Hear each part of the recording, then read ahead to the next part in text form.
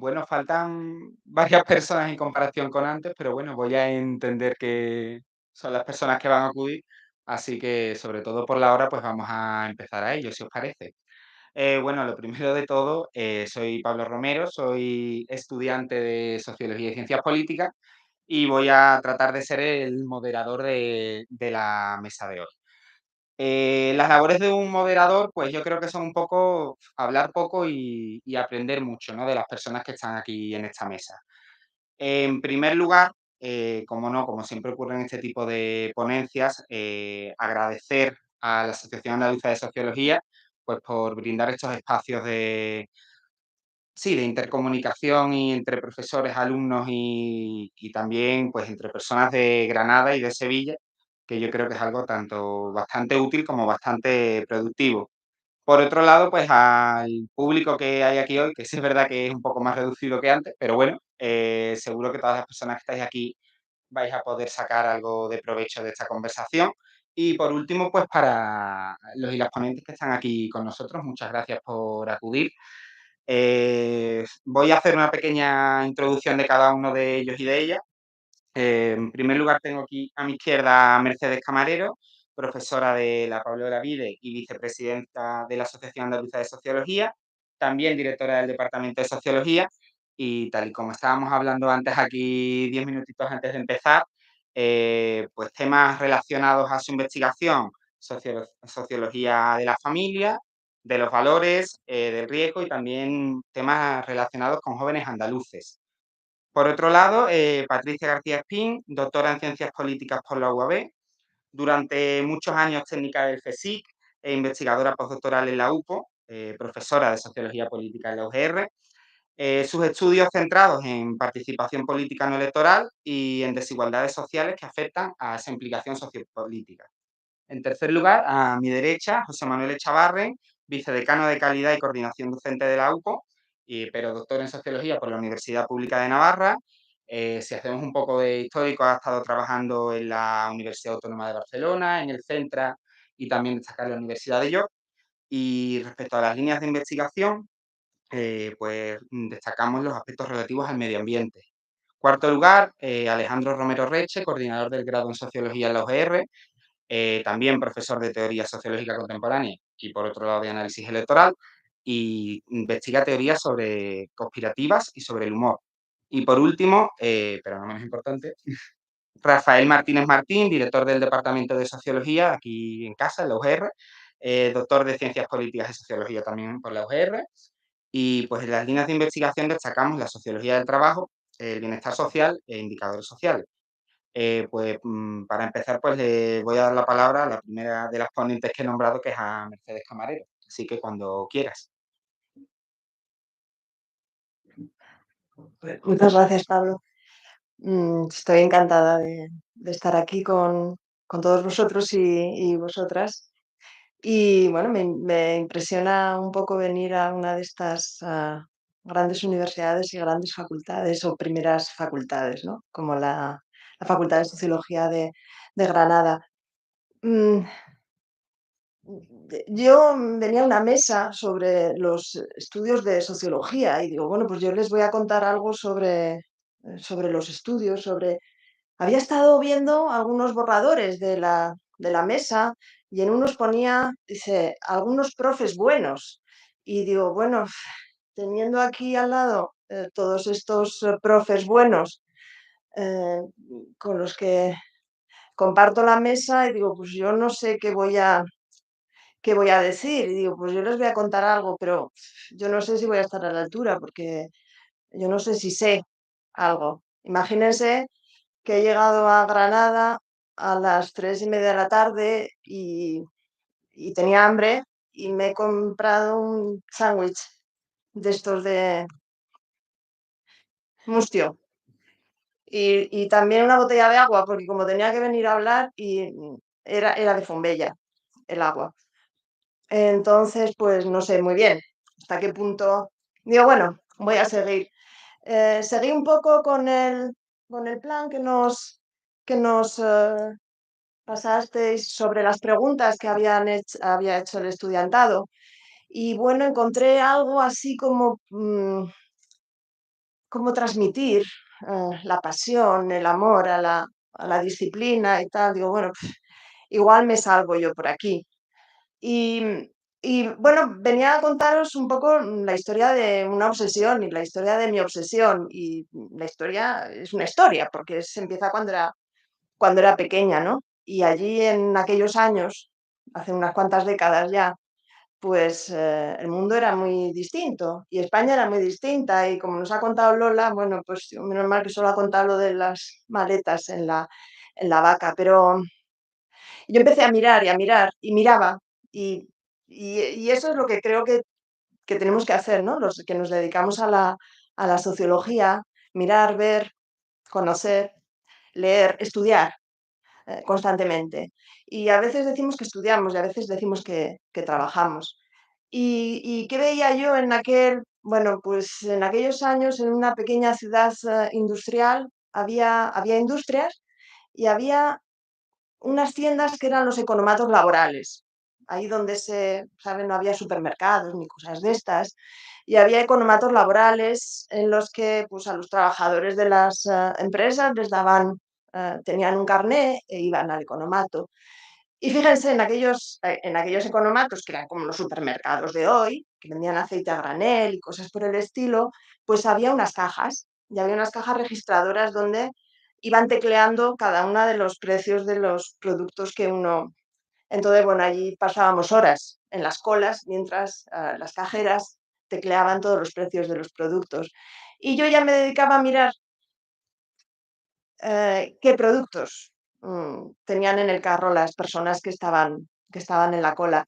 Y pues no lo sé por qué, pero me dedicaba a imaginar, a adivinar, quería adivinar quiénes eran los que compraban aquellos productos, qué posición en la organización de la empresa ocupaban, ¿no? Aquellas personas. Bueno, me interesó mucho, seguí. ¿Qué más había? Bueno, pues yo recuerdo que vivía en un piso de, había 6 plantas en aquel piso, tres manos, y me dedicaba también a mirar a la gente que allí vivía y pensaba, ustedes han estudiado esto de los hogares reconstituidos y los hogares extensos y los hogares no sé qué. Bueno, pues aquí había pues personas que habían emigrado desde distintos puntos de la península y había dos familias, pero dos familias completas de las de antes, que estaban formados por cuatro, cinco, seis hijos que compartían el mismo piso. Había gente que vivía, que se llamaba de pupila, de patrona, había gente que vivía con derecho, que alquilaba un piso con una habitación con derecho a cocina. Y yo le daba vueltas, seguía pensando y seguía estudiando, iba a la escuela y fui al instituto. Y luego ya no sabía muy bien, pero a mí todo aquello me llamaba. Yo quería explicar, ¿no? Todo aquello que me estaba rondando la cabeza.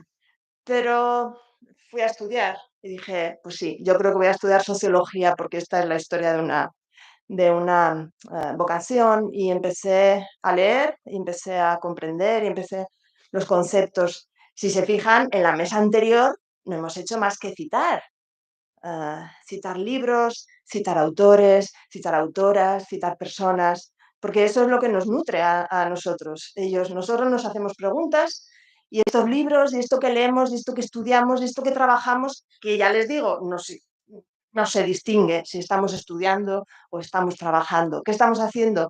Estamos tratando de conocer la realidad, de analizar la realidad, de explicarla o si no de comprenderla. Bueno, pues de aquella obsesión por los carros, y pues surgió, claro, eran aquellos años las clases sociales. Bueno, en aquellos años en la facultad se pueden imaginar, todo era... no les voy a contarlos, no les voy a contarla. La época del estudio, no había Erasmus, así, algo así como las únicas oportunidades que teníamos, y además esto tenía que ver con la conciencia de clase y el no sé qué, tenía los consulados de Rusia a veces ofrecían becas y becas a los estudiantes ¿no? Para ir a... Teníamos algunos contactos, eran historias random, eran obsesiones, eran emociones, eran motivaciones, porque tenían... Sí, no suena... ¿Y de aquí qué salió? Bueno, pues empezamos a ver las clases sociales, empezamos a enfrentarnos a la desigualdad de género, la que hemos estado, de la que hemos estado hablando. Entonces leíamos, nos interesábamos, íbamos a manifestaciones. eh, la desigualdad, la desigualdad, el feminismo de la tercera ola, que nos decía, no, no es solo desigualdad, no es solo desigualdad económica. Dice, hay dos líneas de desigualdad y además dos líneas superpuestas, es desigualdad económica y es desigualdad de género. Las feministas de la tercera ola empezaron a hablarnos de la esclava del esclavo, ¿no? Poner, para destacar esta doble. Bueno, ¿y ahora qué tenemos? Pues ahora estamos viendo las teorías de la discriminación múltiple, la interseccionalidad, cuántos motivos, los motivos de la, de la discriminación, ¿no? Pero eh, esto es una obsesión, esto es mirar, esto es preguntarse, esto es leer, esto es ponerle nombre a las cosas. Hablamos de las clases sociales, pero hablamos de la identidad. En aquella idea de las clases sociales estaba el concepto de la clase en sí, de la clase y de la clase para sí, y tomar conciencia de la clase y la lucha de clases y todo aquello. Y había un término de identidad. Y nos preguntamos por las identidades, claro que nos estamos preguntando por las identidades. Y ahora estaba, como comentaba Pablo, no, analizando, estudiando los recursos de los jóvenes y tenemos y llegamos y llegamos al ámbito de la identidad, ¿no? Y qué tipo de identidades y cómo se manifiestan y cómo se expresan, ¿no? Empezábamos, al principio veíamos la identidad vinculada al consumo en aquellos primeros momentos y ahora vemos la identidad vinculada al consumo también. Ahora nos ponemos a analizar. Yo me quedo tonta cada vez que paso por una marquesina de un autobús y entonces aparece en la víspera del 14 de febrero, del día de San Valentín, comienzan a aparecer unas estampas, unas imágenes. Dice, me parece que era de una, de una marca de joyería. Y entonces aparecen estas personas genderless. Y ya me dicen los jóvenes, esto es genderless, esto, que son pareja. Vale. Entonces empezamos a ver las marcas de las identidades en no sé qué, los tatuajes. Bueno, vamos viendo cómo se van desarrollando las identidades. Las identidades como a través del consumo, la identidad del... ¿no? Vamos viendo, vamos leyendo. Momento. Vale, gracias, perdón. Mm, ¿Qué me queda veía también las familias, veía también las formas de convivencia. Me dediqué a pensar en la familia, en las formas de convivencia. Y hablando del tatuaje, tatuaje es permanente como era entonces la familia y era entonces la relación de pareja, ¿no? Y, ¿Y cómo ha cambiado? ¿Cómo se ha transformado? Pues se ha transformado mucho. Mire, Eva Illouz nos decía, por seguir citando, ya termino, Eva Illouz tiene una definición de compromiso. Sé que es el compromiso, dice, el compromiso es la voluntad de renunciar a mejorar mi elección mañana. Esto se justificaba y esto lo entendíamos todos, y esto lo entendíamos hace 10 años que lo conté en otro sitio y decía, sí, la voluntad de renunciar a mejorar mi elección mañana. Yo me comprometo con una persona, yo me comprometo con un empleo, yo me comprometo... Pero ¿qué es lo que ha cambiado con respecto a entonces y con respecto a hace 10 años? Que ahora la voluntad de renunciar a mejorar, la renuncia a mejorar mi elección mañana. Mañana quiere decir mañana, es literalmente mañana. Esto es que renuncio prácticamente en el día de hoy. Bueno, pues ese tipo de obsesiones es la que yo quería transmitirles. No quería hablarles los estudios en Andalucía Oriental ni Occidental, sino transmitirles ese tipo de pasiones y de obsesiones que se alimentan a base de hacerse preguntas y contestarse a preguntas y cómo, leyendo a muchos autores. Me vas a perdonar, será solo un minuto. Este es el libro póstumo de Zygmunt Bauman y se llama precisamente Generación líquida. Saben, conocen la obra de Bauman y el concepto de sociedad líquida. Y es el libro de Zygmunt Bauman de Generación líquida, que escribe junto con este joven que se llama Tomás Leoncini. Y dice Tomás Leoncini, no les digo más, solo, la grandeza de este hombre solo estaba a la altura de su humildad. Hasta los últimos días que vivió entre nosotros los dedicó a su misión, hacernos conocer el mundo. ¿Vale? Esa creo yo que es la tarea fundamental que tenemos los sociólogos y las sociólogas en la actualidad. Disculpan, ¿vale? Es que me trae el reloj y me mira, perdona.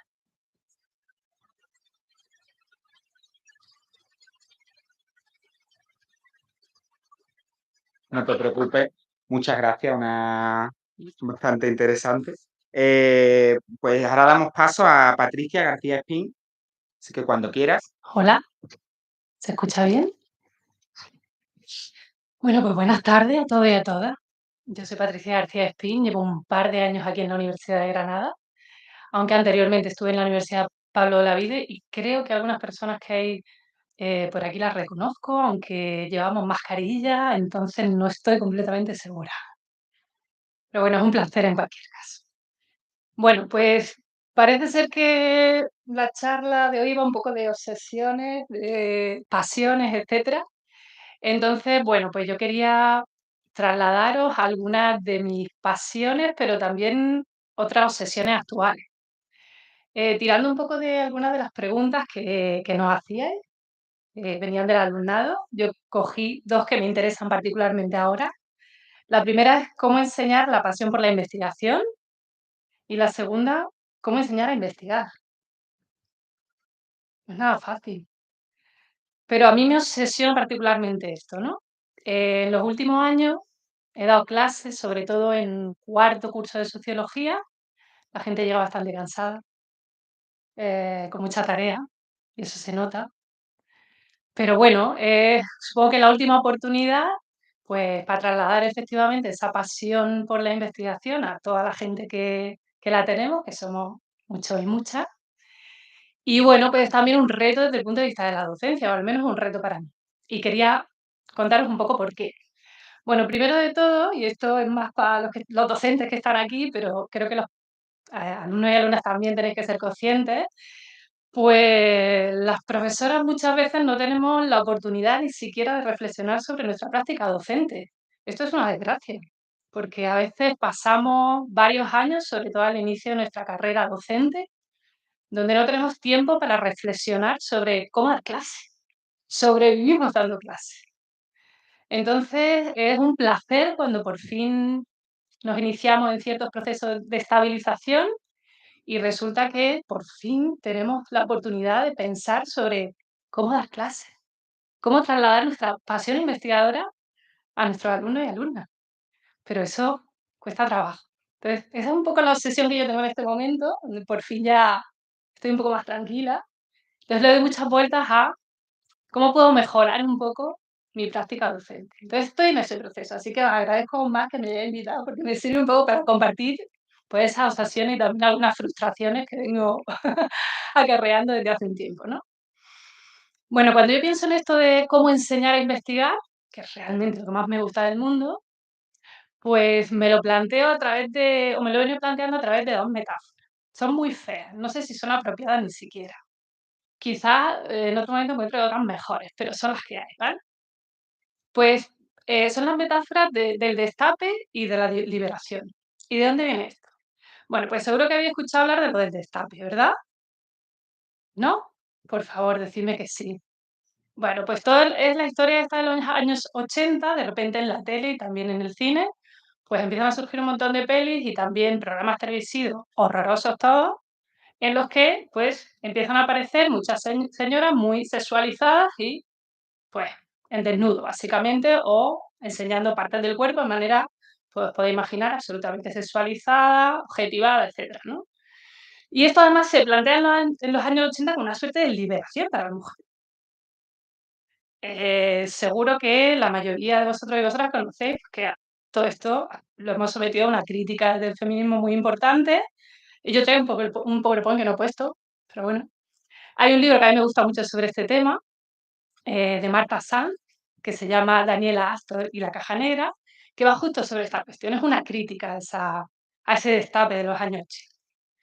Pero bueno, entre que a mí me gusta mucho ese tema, también esa novela, y bueno, pues he venido tirando un poco de ese concepto de destape, de esa idea de pues mostrar lo que antes se consideraba partes íntimas o algo así, ¿no?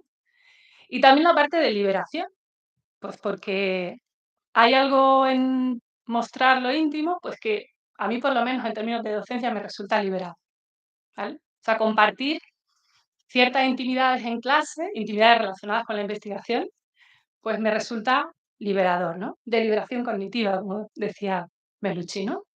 Ese compartir me hace bien, ¿no? Y os explico por qué. ¿Qué es lo que yo vengo dándole vueltas en mis clases de cuarto? Pues primero, hace tiempo que intento, pues, practicar algo así como una especie de destape metodológico. A mí me gusta mucho, mm, tratar de compartir con los alumnos, quizá porque he sido técnica durante bastante tiempo, cómo se organiza una investigación real, una de verdad, no la que viene en el manual del CSIS, sino en el día a día cómo se organiza, ¿no? Y para eso, una de las cosas que más me gusta es enseñar mi archivo de investigación, mi Dropbox, o sea, mi Dropbox o mi Drive o algo así, ¿no? Traía aquí una foto porque, bueno, incluso cuando tengo los archivos relativamente desordenados, que también me pasa a veces, pues se ve muy bien visualmente cómo es una investigación de verdad, qué tipo de documentos producimos, qué tipo de registros y al mismo tiempo qué decisiones tenemos que ir tomando sobre la marcha, muchas veces ni siquiera planificadas previamente, ¿no? Entonces, digamos que ese destape, esa apertura de las intimidades virtuales, enseñar el Dropbox, la carpeta de Drive, pues es una cosa que me parece importante, ¿no? Creo que tengo esa necesidad de hacerlo. A mí me hace bien, me obliga a ser más transparente, a ordenar mejor mi archivo, pero creo que a mis alumnos les sirve también para ver cómo investigamos en el día a día. Luego hay otro tipo de destape que para mí es importante, que es el de tipo ético. Como ya sabéis seguramente, pues las cuestiones de ética en la investigación están cambiando muchísimo. Cada vez más tenemos que someternos a procedimientos de ética, a veces incluso en comités inspirados por la investigación bioética, y está claro que eso tenemos que estudiarlo, ¿no? Pero hay otros aspectos éticos de la investigación cotidiana que realmente te causan quebraderos de cabeza y que no están nada formalizados, ¿no? Por ejemplo, me refiero a lo que sería hacer una investigación etnográfica durante varios años, que se acabe la financiación, se acabe tu contratación y no puedas hacer una devolución efectiva de los resultados. Esto genera toda una frustración importante, a veces incluso requerimientos por parte de las personas con las que has estado trabajando. Por no hablar de cuando identificas algún hallazgo en un proceso de investigación que resulta que es muy importante, pero que puede tener efectos negativos para las personas a las que has entrevistado o con las que has estado trabajando. Pues todos estos son dilemas éticos que a mí intercambiarlos con mis alumnos me resulta liberador y creo que es interesante para ellos porque los acerca a lo que va a ser su profesión en un futuro próximo, ¿no? Y bueno, el último destape que me interesa, pues tiene que ver también con lo teórico. Esto es algo que le vengo dando vueltas más recientemente y que a mí me cuesta mucho trabajo, que también recibo como una preocupación por parte del alumnado, y es el destape teórico. Siempre partimos de nuestras teorías favoritas, eso quizá lo hacemos todos y todas. Y necesitamos conocer otras, pues para contrastar hipótesis alternativas, para ver otras posibilidades o simplemente para reafirmar convicciones que teníamos anteriormente. Lo difícil para mí es enseñar teoría, a veces incluso de manera fragmentaria. Estudiamos autores, Max Weber y Durkheim, cuántas veces lo hemos estudiado en cuántas asignaturas. Y efectivamente mostrar que esos aprendizajes están conectados con las decisiones que tomamos en el día a día en investigación. Es decir, están conectados no solamente con cómo diseñamos una pregunta de investigación, sino cómo operacionalizamos todos los conceptos y qué decisión metodológica tomamos de cada una. Entonces, es muy difícil explicar a veces en clase, en una asignatura como la mía, por ejemplo, Sociología Política, por qué estudiar a Marx, Weber y Durkheim pues, es importante, qué sé yo, pues incluso para diseñar un cuestionario en un proyecto de investigación al uso o un proyecto de investigación aplicada o en el marco de otro tipo de investigación, ¿no? Entonces, esto es un poco lo que yo vengo dándole vueltas. Quería compartirlo con vosotros y vosotras.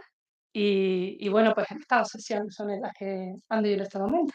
Y nada más, muchas gracias.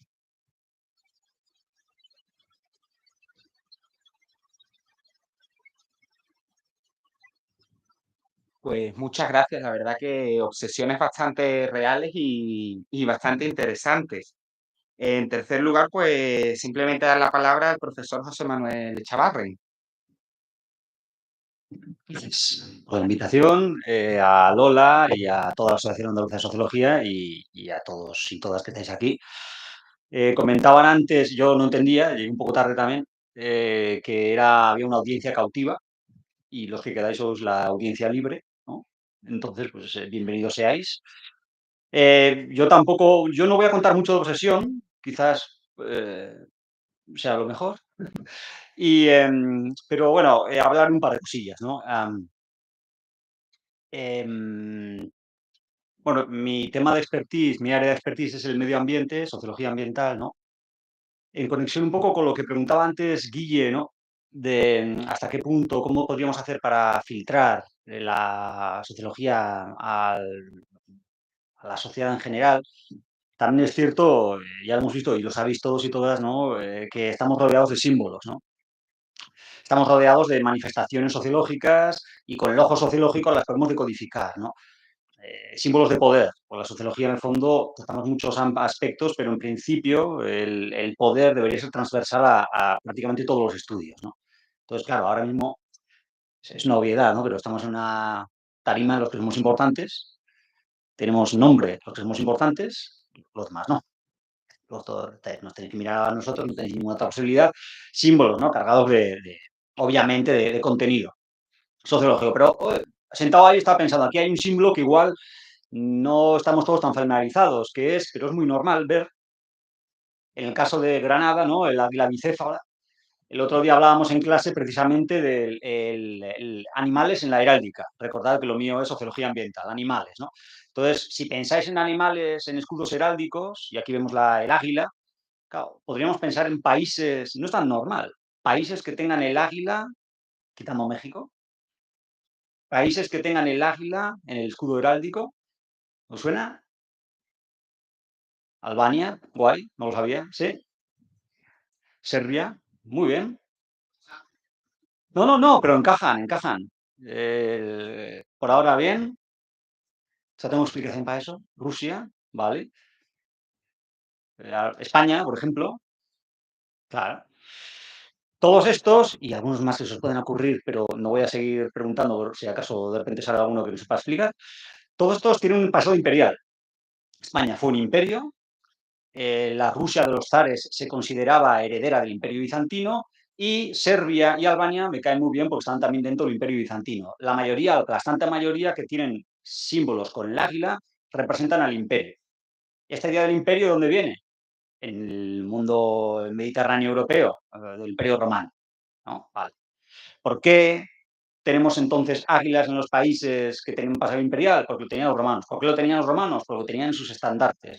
Los estandartes, no voy a extender, pero hay un momento en el que en el ejército entra gente que no sabe leer y entonces para que entiendan lo que está pasando en el ejército les ponen símbolos, un águila. ¿Por qué utilizan el águila? Es sagrado. ¿Por qué es sagrada el águila para los romanos?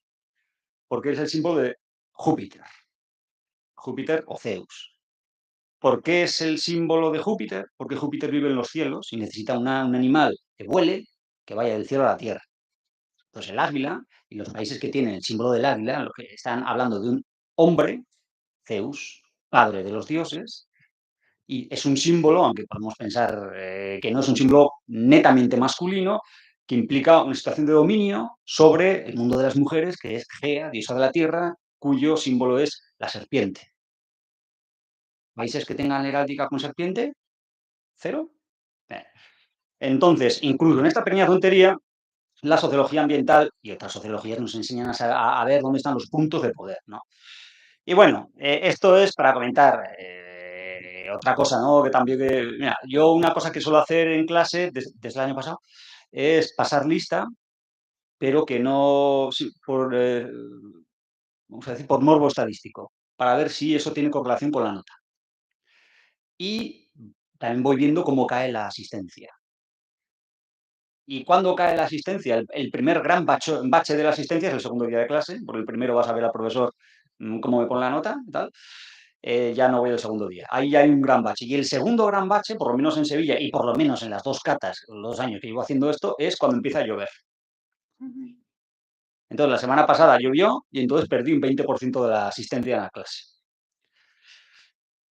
Hacer más catas, ¿no? Pero bueno, de nuevo, medio ambiente, sociedad interrelacionada. Reivindico un poco esto porque es lo que yo sé y también porque es justo lo contrario que nos decía Durkheim, que era la sociología. Y bueno, voy acabando ya, ¿no? A ver, decía Merche antes que se supone que aquí estábamos buenos profesores. Yo también leí en algún sitio que íbamos a dar nociones de qué es ser buen profesor. En mi caso, de decir, sin falsa modestia o con falsa modestia, que tengo buenas notas en las evaluaciones del estudiantado, ¿no? Y de hecho, en el estudio de Martín Criado sobre la ausencia en clase, se ponían varios ejemplos de clases mías como buen hacer. Pero claro, yo es que tampoco sé estas cosas cómo se hacen. Porque yo todos los años cambio el temario, todos los años cambio el sistema de evaluación. Yo no sé cómo evaluar, ni sé qué cosas dar, ni muy bien cómo darlas. Y sin embargo, se supone que, bueno, tengo buenas notas, ¿no? Yo no sé si eso será precisamente porque no estoy conforme o porque creo que lo hago mal. Eso es luego para un tema de debate, ¿no? Y, y esto es todo, amigos. Luego ya me preguntaréis más cosas y tal.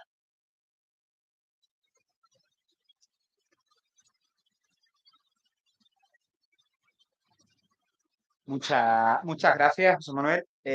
Pues doy paso, perdón, mejor dicho, a Alejandro Romero Rechi.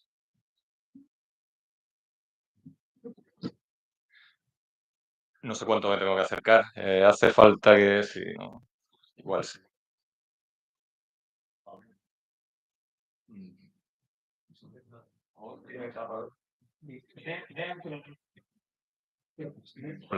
¿Este de aquí? Vale, bueno, así me estiro. Bien, muchas gracias.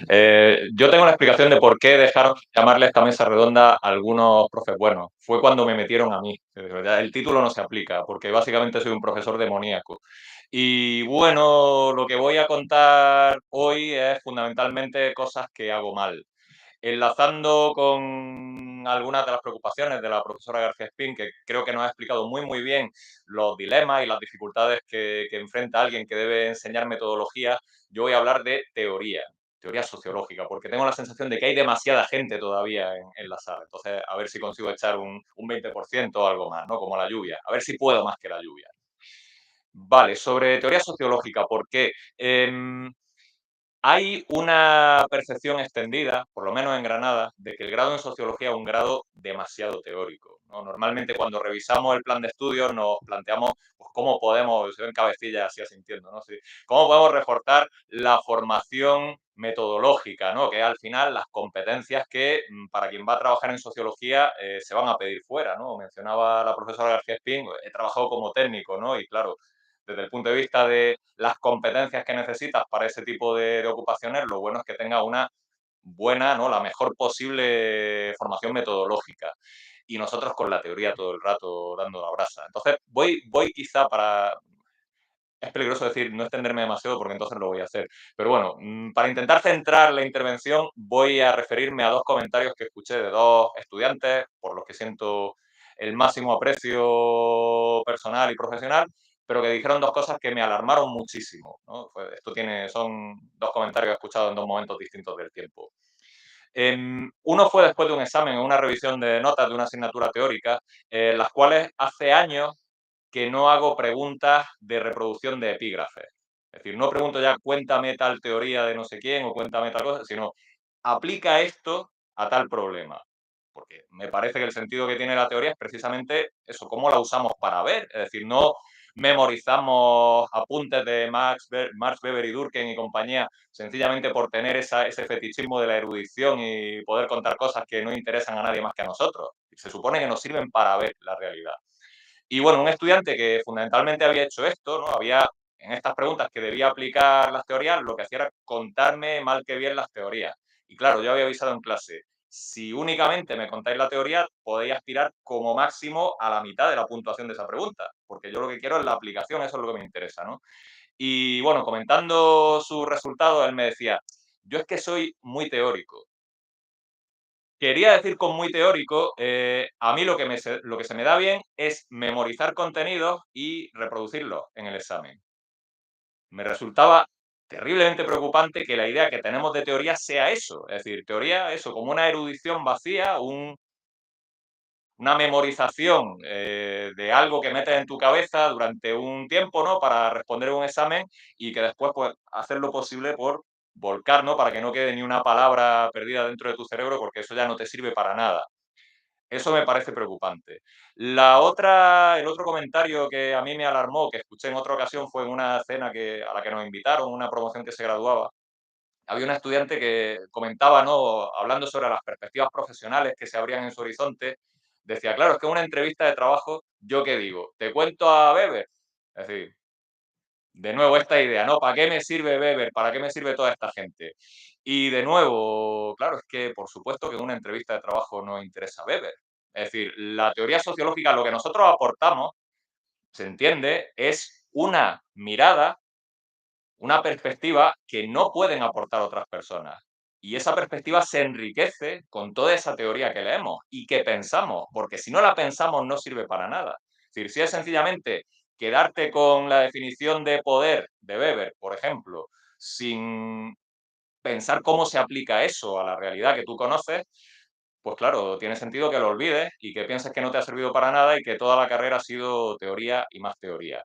Y bueno, esto es a grandes rasgos contra lo que yo intento luchar. No en el sentido de que los malvados estudiantes no quieren hacerme caso y se empeñan en tener constantemente este modelo de examen aburrido y que no sirve para nada, sino también contra las propias inercias que tenemos nosotros como docentes, ¿no? Es muy tentador continuar con esa visión histórica de una erudición que al final no lleva mucho. Y el desafío, en mi opinión, es mostrar cómo eso nos sirve para ver cosas, que es lo que podemos ofrecer.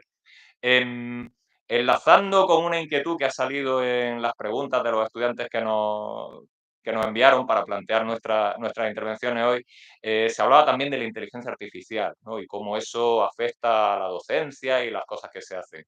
Yo también tengo bastante claro desde hace tiempo que no tiene mucho sentido, al menos para mí, pedir largos trabajos escritos, ¿no? Que hace cada quien en su ordenador y que, bueno, hoy en día en una gran proporción se pueden hacer con el auxilio de la inteligencia artificial.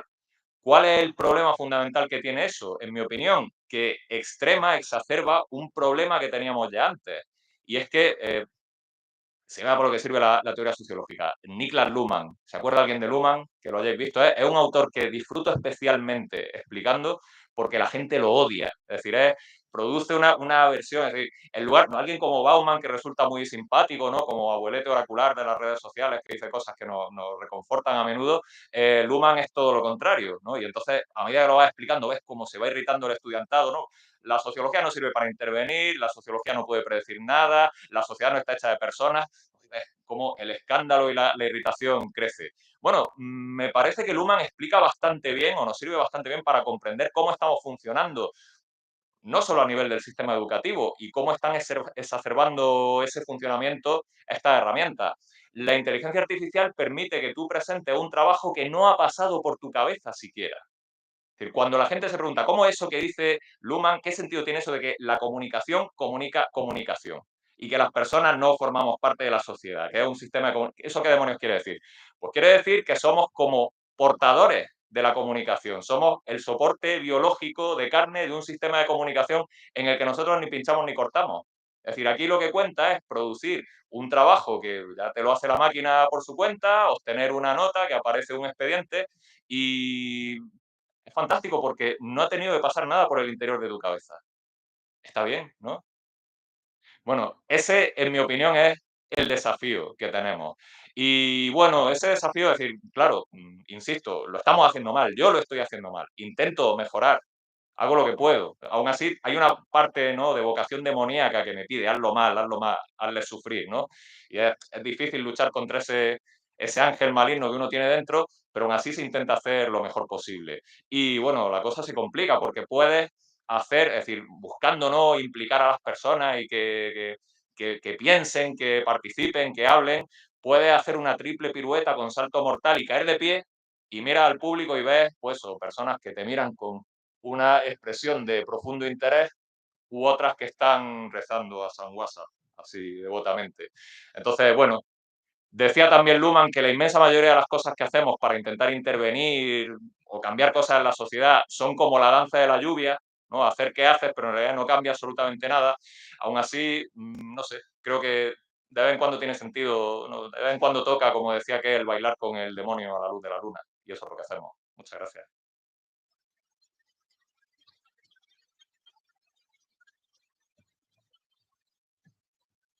Bueno, muchas gracias. Antes de pasar con la última intervención, sí que me gustaría decir aquí a las personas que estáis presentes, si podéis ir pensando en algo que creáis que falta aquí, ¿no? Algo que tenéis en vuestra cabeza a la hora de cuando habéis leído el título de los estudios de sociología en Andalucía y veis que no se está cubriendo, pues para también ahora poder dinamizar un poquillo el debate al finalizar la sesión, que yo creo que también va a enriquecer mucho a los que estamos aquí. Y ya, pues por último, disculpa. Rafael Martínez, cuando quiera. Bueno, muchas gracias, Pablo. Muchas gracias a Lola por organizar e invitarme a la mesa, a la Asociación Andaluza de Sociología, a todos, ¿no?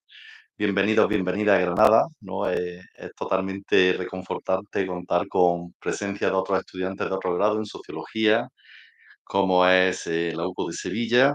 Y bueno, yo creo que estoy en esta mesa un poco en continuidad con lo que ha comentado mi compañero Alejandro, también Pablo, faltaba algo, también algo que parece que hemos pasado un poquito por alto y que forma parte de nuestra preocupación diaria y quizá el motivo por los que emprendemos unos estudios universitarios.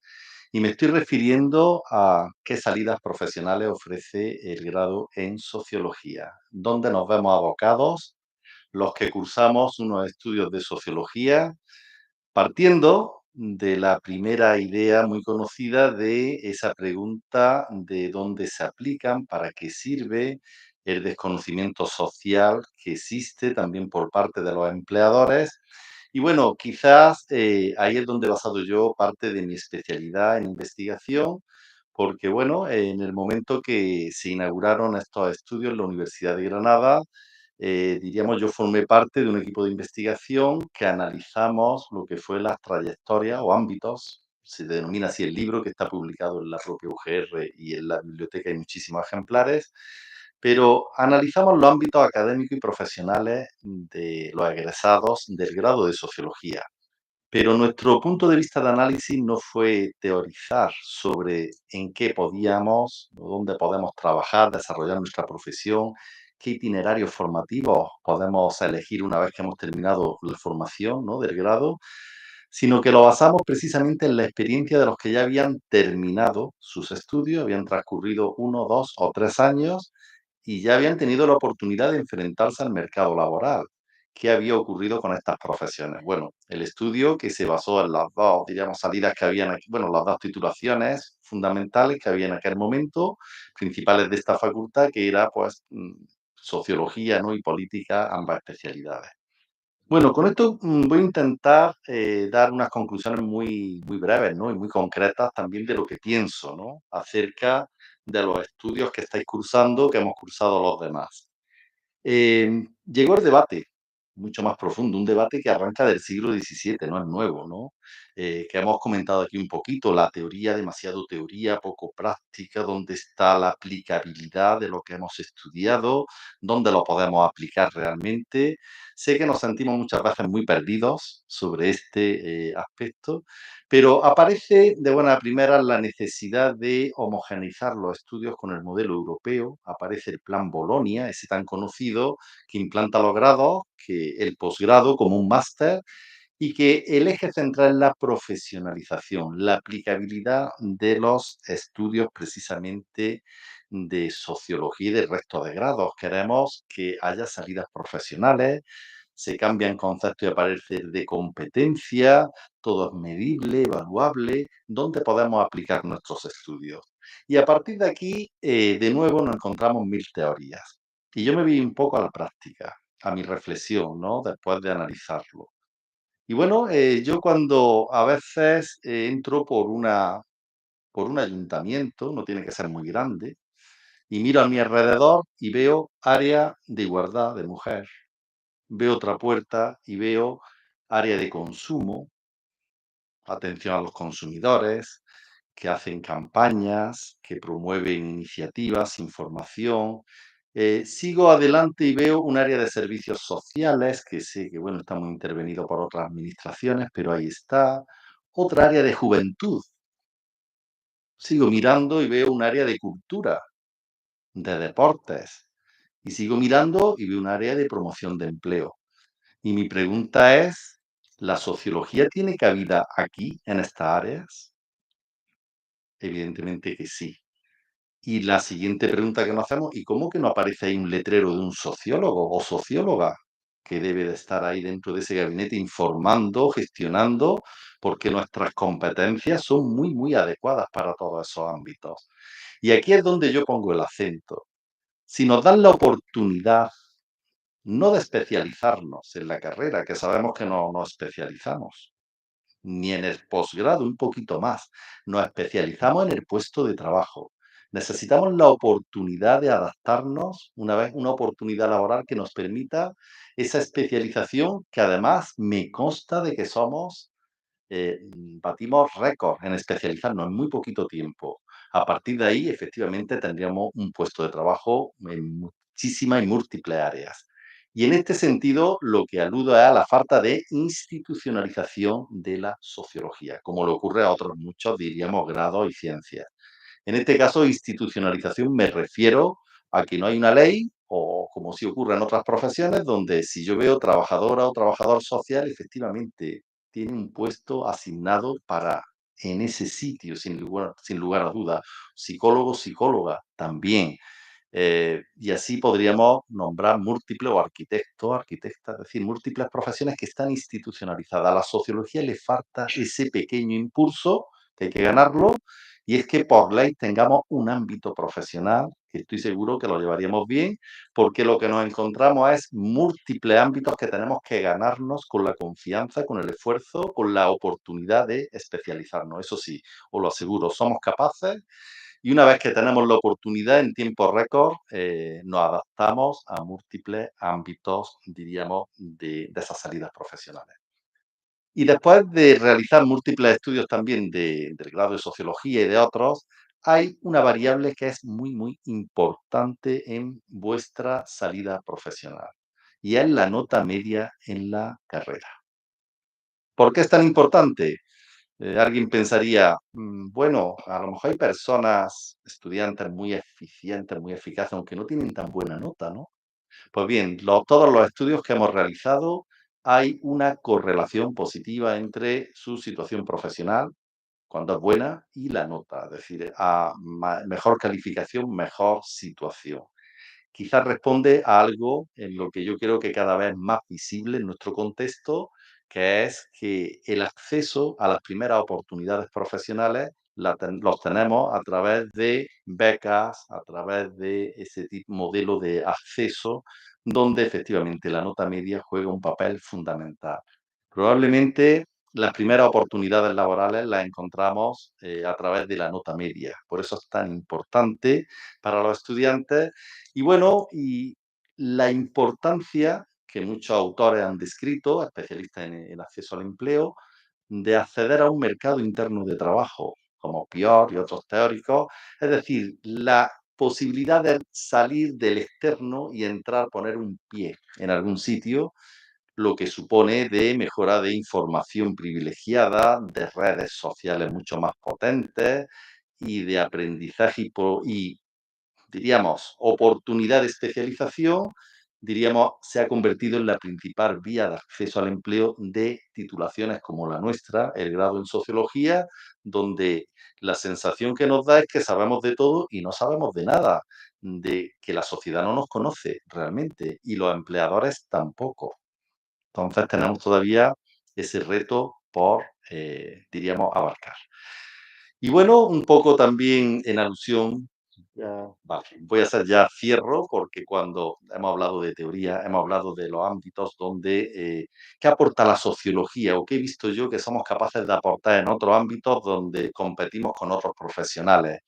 Pues hay algo que se denomina sector cultural, sector informal, del funcionamiento de organizaciones, de cómo hacer las cosas, y el sector informal sabemos los sociólogos que es muy importante y creo que es un ámbito nuestro de la sociología. Muchas gracias y quedo a vuestra disposición.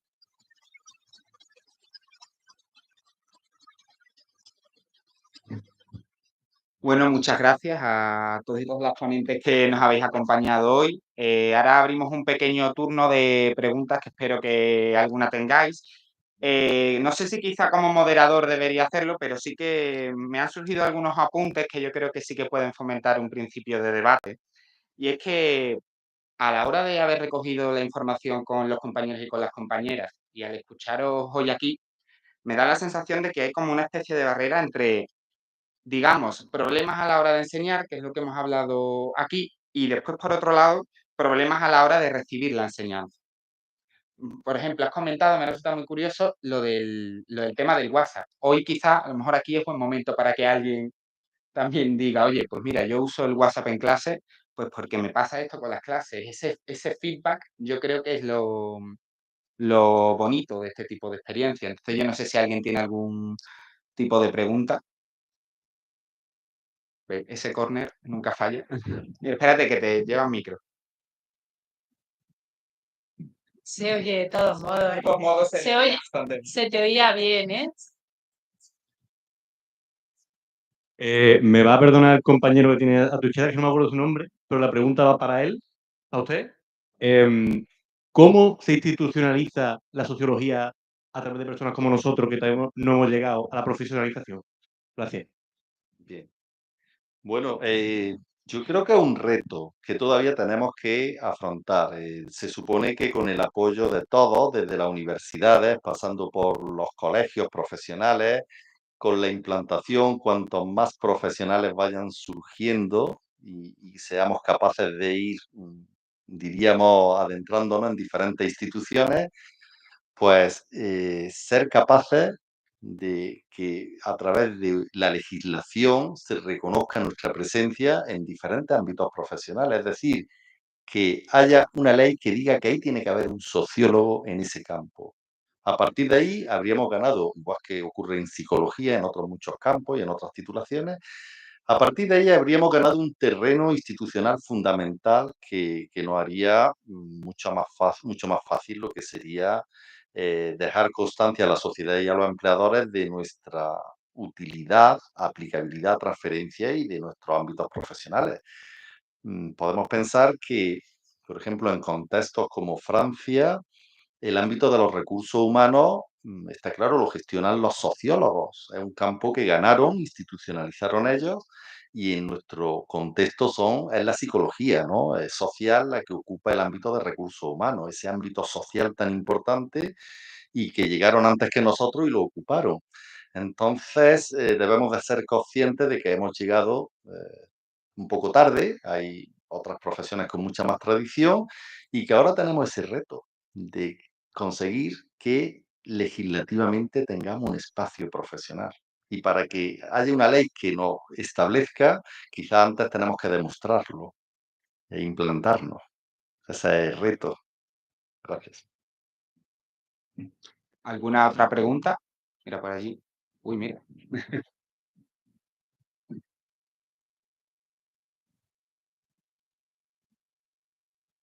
Vale. En la línea de lo que estamos hablando de la institucionalización, yo ayer, por ejemplo, estaba buscando información sobre el evento y llegué a una cosa, una institución que creo que es el Colegio de Ciencias Políticas y Sociología. Entiendo que eso entra dentro del ámbito de la institución. Lo que no me queda claro es ni qué es un colegio, ni de qué sirve colegiarnos, ni precolegiarnos, y que creo que no se le da importancia a eso y pues estaría bien que si nos lo pudierais explicar. Bueno, mañana estará aquí el decano del colegio y creo que es la persona que deberíais de dirigirle esta pregunta, porque está claro que dentro de las labores de los colegios profesionales está defender esa profesionalización, institucionalización, impulsarlo, además de otras, y que creo que es la persona que mejor le podrá responder, ¿no? Porque, bueno, ojalá, diríamos, decir, cuanto más fuerte sea el colegio, cuanto más influencia tenga, pues sería mucho mejor, pero evidentemente sí tiene diríamos, está implicado en ese proceso, ¿no? De institucionalización, que es clave, por supuesto, pero creo que mañana le podrá responder mejor, tendréis la oportunidad de poder debatir con el propio decano del colegio, ¿no? Que es el profesor Jaime Andreu de nuestro departamento y que estará encantado de poder no transmitirle sus preguntas, ¿no? Gracias.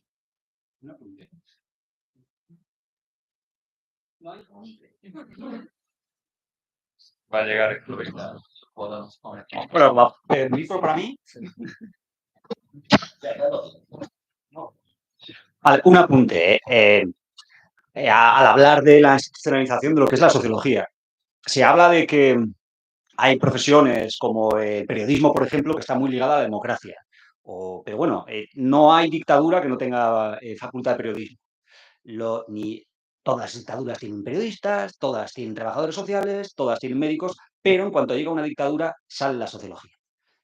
¿Por qué digo esto? Porque durante 40 años aquí no hubo sociología. Y de hecho, nuestros profesores, los que tenemos, peinamos canas, yo ya no peino mucha, pero cuando yo peinaba canas, mis profesores no eran sociólogos porque no habían tenido oportunidad de estudiar sociología porque no existía la sociología.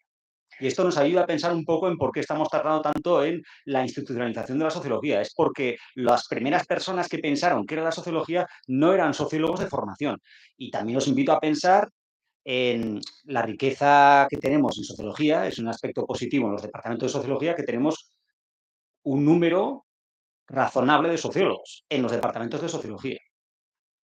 En el departamento donde yo estudié, pues igual había 2 sociólogos en un departamento de 30 personas. Eso está cambiando. Yo no digo que para bien o para mal, pero que nos ayuda a pensar un poco en la institucionalización. ¿Y por qué la psicología social nos ganó esa batalla? Pues quizás porque en esos primeros momentos los que decían que eran sociólogos no eran tan sociólogos de base. Pero bueno, esto es una opinión personal. Sí. Vale, bueno, mi pregunta iba un poquito a ciertas cuestiones que se habían comentado en la ponencia pasada, pero que creo que tienen algo más de relación con lo que comentaban aquí algunos de los profesores presentes, ¿no? Creo que tiene mucho sentido cuando hablamos de obsesiones y de pasiones, ¿no? De cómo somos capaces, cómo el propio docente es capaz de transmitir esa pasión por la sociología a sus alumnos. Un poco también entender, y no quiero hacer aquí la típica frase de esto, no es más que una pregunta, una reflexión. Hay parte de reflexión, pero también hay una pregunta abierta, obviamente, a los ponentes. Tiene que ver un poco también con cuestiones que tienen que ver con lo estructural, ¿no? Y lo digo fundamentalmente porque Mar Venegas, en la anterior ponencia, hablaba de que hay un elefante en esta habitación, ¿no? Y creo que nosotros como sociólogos tenemos la responsabilidad de saber de dónde viene ese elefante y si lo tenemos que echar a patar o no lo tenemos que echar a patar, ¿no? Y tiene un poco que ver con esa cierta contradicción, creo yo, entre ese palabra tan resonado últimamente, que es la empleabilidad, y el conocimiento, ¿no? Porque al final ciertas cuestiones que se están introduciendo a día de hoy en la universidad tienen mucho que ver con ese palabra de la empleabilidad, ¿no? Y tienen mucho que ver con el poder que tienen las empresas para decidir el currículo de las carreras, ¿no? Entonces, mi pregunta un poquillo va hacia dónde tenemos que ir, porque obviamente esa empleabilidad tiene que estar en parte, es decir, yo por desgracia tengo que trabajar, como la mayoría de gente, ¿no? Entonces, pues obviamente tengo que tener salidas laborales, etcétera, etcétera, pero hay otra gran parte que tiene que ver con esa pasión y ese conocimiento sociólogo, ¿no? Que no podemos abandonar o dejar de lado por un abordaje de las empresas a la universidad, ¿no? Si no, pues cogeríamos y como muñecajos aquellos de los 80, pues acogeríamos aquel lema de viva el mal, viva el capital y todo para adelante, ¿no?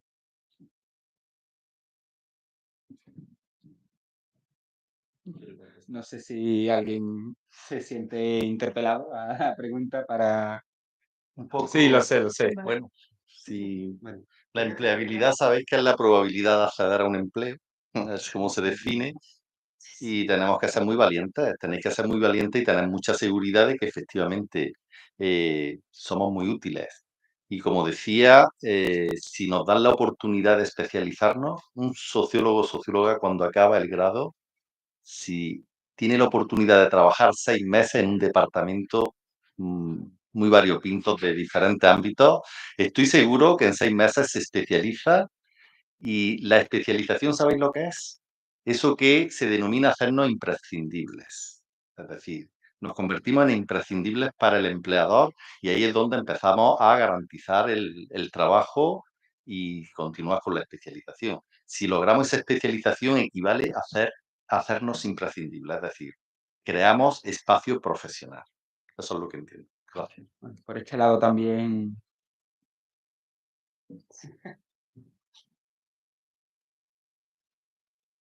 Me apago, ¿verdad? Bueno, ¿cómo te llamas? Carlos. Bueno, yo creo que he vivido con esa contradicción muchos años, no la he resuelto. Pero creo que ese es un problema que vivimos a nivel profesional, por las presiones del mercado laboral que nos ocupa, público o privado. El privado suele tener condiciones peores, pero no siempre. Pero esas condiciones laborales, que son también condiciones de cómo se realiza la investigación, pero eso no debe ser contradictorio con aprender a hacer una investigación de calidad y digna en la universidad. Es que creo que la formación para hacer una investigación que sea útil, que tenga, que sea capaz de generar transformaciones positivas, pues no está en contradicción con que, bueno, pues luego es posible que desempeñemos trabajos donde no podamos realizarla completamente, pero yo creo que sí que tenemos la obligación en este contexto de apuntar en esa dirección, o por lo menos a mí es lo que me habría gustado aprender cuando yo estudié, ¿no? Que lo hice a lo mejor parcialmente, ¿no? Pero sí que es el horizonte que me habría gustado tener cuando yo acabé la carrera y que quizás lo adquirí un poco más tarde durante el doctorado. Pero sí que creo que se tendría que haber dado antes, ¿no? Ese contacto con una investigación de calidad, que sea útil y transformadora. Otra cosa ya es las condiciones que luego tenemos en el mercado laboral, ¿no? Hola. A ver, igual no lo he entendido bien y por eso que me confundo y es solamente mi interpretación personal, pero yo lo que había entendido de lo que ha dicho el compañero es que no tenemos a por qué ser útiles, o sea que la empleabilidad es importante, pero también podemos aprovechar de nuestro conocimiento sociológico sin decir que tenemos que ser útiles para pues el mundo empresarial, todo eso. O sea, también es importante cultivarnos y, o sea, ya, es importante para avanzar también políticamente y todo eso, y no para el mercado laboral. Sí, bueno, yo un poco me he quedado con las tres últimas preguntas y sobre el colegio, ¿no? Que tiene que ver con la institucionalización o seguramente la falta de institucionalización de la sociología, que como decía el profesor Echavarren, pues bueno, tiene de las raíces en la intrahistoria de lo que es la disciplina en España. Y es que no está institucionalizada y además hay frente a otras disciplinas que tienen lo que se llama la colegiación obligatoria.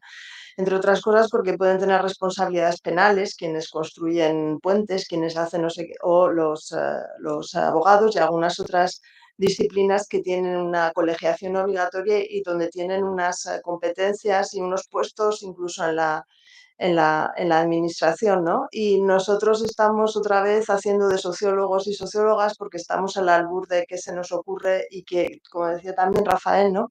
Que tenemos que mostrar para qué valemos, que tenemos tenemos en la empresa, tenemos muchas cosas que hacer en la empresa, en el ámbito de los recursos humanos, en el ámbito del consumo y en otras muchas, pero también tenemos una vía natural que es hacer investigación y hacer trabajos de investigación para la administración, para la política, ¿no? Volvemos de nuevo a Weber y volvemos al político y el científico.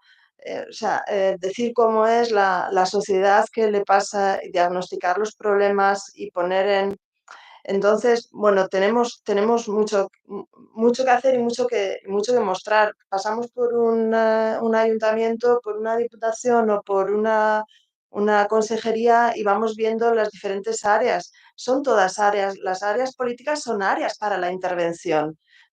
Para intervenir en todos los ámbitos, en la promoción del empleo, en la promoción de la igualdad o en la promoción de la salud y de la alimentación saludable, somos necesarios. Tenemos que hacer esos diagnósticos, tenemos que decir cómo es la realidad y será el político quien tenga que el ámbito de la política, ¿no? Quien tenga que tomar decisiones con esas. Entonces tenemos, y lo vinculamos de nuevo con esta vocación pública, en la que, y somos nosotros los que tenemos que decir qué sabemos hacer y qué somos capaces de hacer, y para eso seguramente es muy, muy importante cuando vamos y cuando hacemos las prácticas cuando hacemos las prácticas externas de los grados, ¿no? Llegar a un sitio que puede ser de la administración, que puede ser una asociación profesional o que puede ser uno, e implicarnos y mostrar más allá, dar más allá, no esperar que nos encarguen hacer cosas, sino tomar iniciativas y buscar problemas que comentar. Gracias, perdona. Bueno, yo creo que vamos un poquillo justo de tiempo. No sé si da lugar a una última pregunta que tenía el compañero la mano levantada. Venga, y ya. Sí, perdón, ocupo poco tiempo. Yo Eso. quería hacer una pregunta en relación a las inteligencias artificiales y es arrojar tanto a las inteligencias artificiales como al tema de la empleabilidad. Creo que hay que arrojar un poco de luz al tema del sentido común y a los análisis cualitativos y cómo se pueden aprovechar las inteligencias artificiales dentro de estos campos, porque realmente estamos en una época de crecimiento y que realmente va a tener un ímpetu muy grande, que de aquí a 10 años el mundo va a cambiar. Y creo que realmente aquí sí tenemos que hablar los sociólogos, puesto que nosotros muchas veces nos identificamos con lo subjetivo. Bueno, que no que nos identifiquemos, sino que somos capaces de analizarlo. Somos capaces de analizarlo, opinar y dar una opinión fundamentada en lo que viene a ser la moral y la ética. Entonces, también quisiera saber lo que piensa el profesor Alejandro, que antes ha hablado, sobre qué piensa de incorporar las inteligencias artificiales dentro de las clases. Llevo una semana esperando para hablar de esto, gracias. Yo lo veo bien, es decir, si algo explícito y se usa como herramienta, ¿no? Y de una forma también ética, es que de suyo no es un problema. Es decir, es una herramienta que no abre infinidad de posibilidades. El problema es usarlo como muleta que nos hace prescindibles y de hecho evidencia lo prescindibles que somos, ¿no?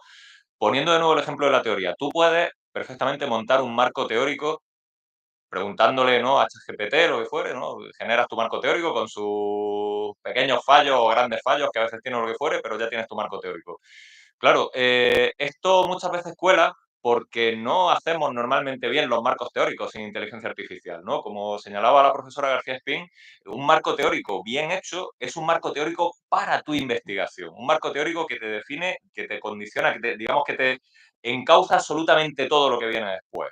Las técnicas que vas a emplear, cómo operacionalizarás las variables, ¿no? Todo eso viene de cómo se conceptualizan los elementos. Entonces, claro, si tu marco teórico fabricado con inteligencia artificial o sin ella, es intercambiable, si vale, ¿no? Porque es básicamente una sucesión de puntos de vista, ¿no? Sea de los clásicos o de los contemporáneos, sobre el tema general sobre el que estás haciendo tu investigación, no un buen marco teórico. Y eso es lo que ahora nos puede hacer la inteligencia artificial, ¿no? Entonces, como herramienta exploratoria, por ejemplo, para tener una visión más o menos de conjunto rápida y relativamente fiable, ¿no? De posibles cosas para explorar tú después, y para muchas otras cosas me parece una herramienta fantástica. El problema es que eso, como tantas otras herramientas fantásticas, la estamos usando mal. Bueno, aprovecho esta intervención sobre inteligencia artificial para hacer un poco también que este interés que tenemos aquí se va a tratar también en el Congreso Español de Sociología, es el tema. Me lo acaba de comentar la profesora Camarero, yo la verdad que no lo sabía, pero el tema es sociología para la sociedad digital. O sea, creo que es algo que está a la orden del día y que sin duda pues los y las sociólogas vamos a seguir tratando. Yo animo a que acabemos aquí la conversación, que tenemos un café esperándonos fuera y que continuemos con estos temas de discusión. Yo me ofrezco a seguir hablando de ellos, así que muchas gracias y nada, nos seguimos viendo.